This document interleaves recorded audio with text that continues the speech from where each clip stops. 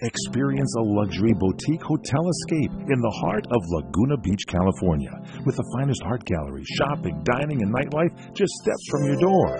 The heart of Laguna Beach, the edge of the sea. It's the Inn at Laguna Beach. Enjoy our comfortable rooms, blending the style of a timeless beach bungalow with the modern comforts of today. 70 newly appointed guest rooms and suites await you at the Inn at Laguna Beach. Then, relax at the rooftop bar, where you'll indulge in breathtaking views of the ocean. For dining, you'll find libations and local cuisine on the California coastline, including dining at the legendary Las Brisas, a Southern California landmark. The Inn at Laguna Beach, footsteps from room to village to sea, located in the heart of Laguna Beach. The Inn is within walking distance of all that Laguna Beach has to offer. No car required. The Inn at Laguna Beach, 211 North Coast Highway in Laguna Beach, California. Call 800-544-4479 or visit inatlagunabeach.com. You know, they say in life we should savor and slow down and enjoy things. That's what our hosts Steve Andrews and Sally James do on Slow Living Radio. They do everything slowly, and they do it for you Saturday and Sunday at 2 p.m., Tuesdays at 11 p.m., and Monday nights at 7 p.m. It's Slow Living Radio, the best in food, the best in entertainment, the best in drinks, including great wine. All with Sally James and Steve Andrews. Slow Living Radio on CRN. Animal lovers, it's time for Rescue Radio. And now, here are your hosts, Christina Hackett and Chad Atkins. Welcome to Rescue Radio on CRN Digital Talk.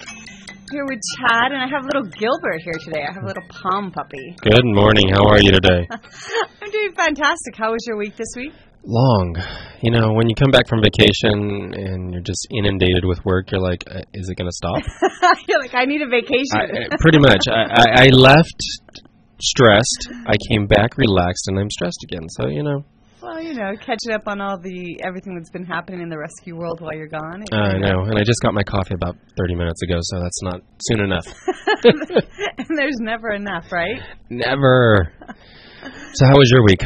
Let's see. Well, I got Thomas, so I'm very excited. Thomas. Who's Thomas? Thomas was a boy from Baldwin Park, and I was fighting to get him for 2 months from Baldwin. So I got him, so that was an exciting time. So fighting, I don't know. Explain fighting, because I never understand why we have to fight, especially when a dog has been in the shelter for 2 months or 2 days or whatever. Yes. I just don't understand the fighting. Well, so this is what happened. This is Thomas's story. So Thomas was...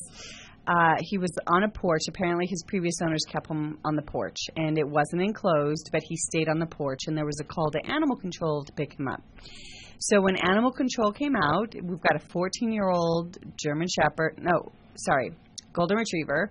So you got a 14-year-old golden retriever that just sits on the front porch. Someone called animal control. Doesn't seem like a bad thing so far. It doesn't seem like a bad thing. He doesn't leave the porch. Okay. But when animal control came up, they saw that he was there. He's not on a leash. He's not in an enclosed area. So then and he growled at them when they came up on his porch. On his property. So, yes. And so then they said there was no way to secure him to the house. So they confiscated him. Okay. So he was confiscated. He was in the shelter. They left a note for the owner. Owner didn't come pick him up. Oh, that's unfortunate. Yeah. I mean, especially when you've got a 14-year-old, that he's hanging out on his porch. Yeah. So he's unhappy. He's in the shelter now. And the owner didn't come pick him up, so then I was going to pull him from the shelter, right, into my senior program. And then they said there was an incident at the shelter where he was provoked by a 12-year-old boy. And there's different sides to the story, like there always is in a shelter, but basically the kid was like poking at him through the kennel. And so the dog did any human, any other animal would do. He bit him. Yeah. And he didn't even, it was barely a scratch, but he broke skin. So then he went on quarantine. So then once you're 14 years old, you're in the shelter, you go on quarantine. You don't make it out of that situation. Yeah. So, and it was a 12-year-old boy. So even though it was provoked, and all the reports show it was provoked, he was set for euthanization right after his 10-day quarantine. But that's even with rescue on the computer book saying we will pull. We'll pull.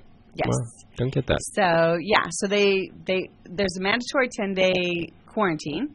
Right, so I can understand that, and then it got crazy after that the next 2 months. So as soon as we come back from our commercial break, I'll tell you more about Thomas's story. But I am thrilled that Thomas is now with me and he is safe. So we'll talk about him some more. Well, that's good, but yeah, we have about 15 seconds. So I have Love that's going to be talking about too. So LOVE.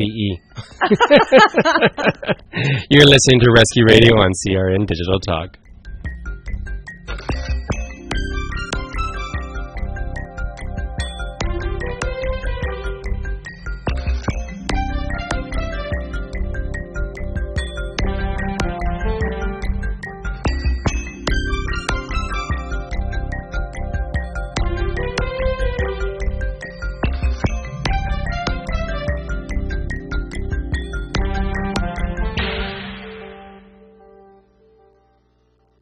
What are you going to do with your old car? You can try selling it, you could junk it, or you could donate it to Heritage for the Blind.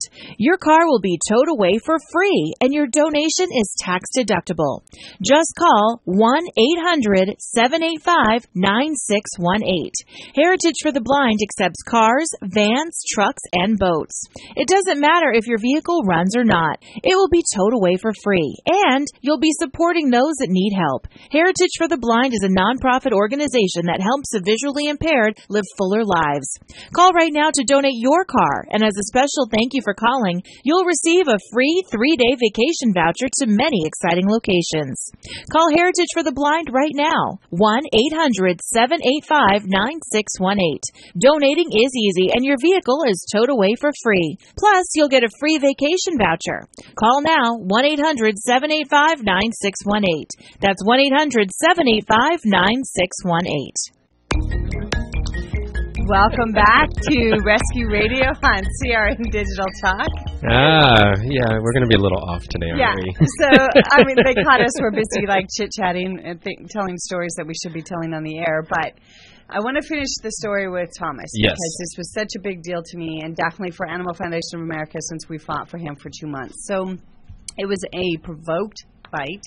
And I don't think people really understand that in the shelter system, if they break skin, doesn't matter how they break it. It doesn't matter if it's a vicious lunge at you bite, if it's a I'm kissing you and my teeth scraped your skin bite. You break skin. You break skin, it's a bite, and you go on quarantine. So he went on quarantine, and then... But let's explain why. It's a quarantine. It's not because the dog's aggressive. It's actually a rabies quarantine. Yes. So it shelter has protocol. It's all shelter protocol. Yes. Anywhere you go, it's 10 days because of rabies, nothing else. Right. It's not necessarily because they're aggressive or anything like that. They want to see if they show any signs of breaking with rabies, because especially since there's a bite with a human. So there's 10-day quarantine.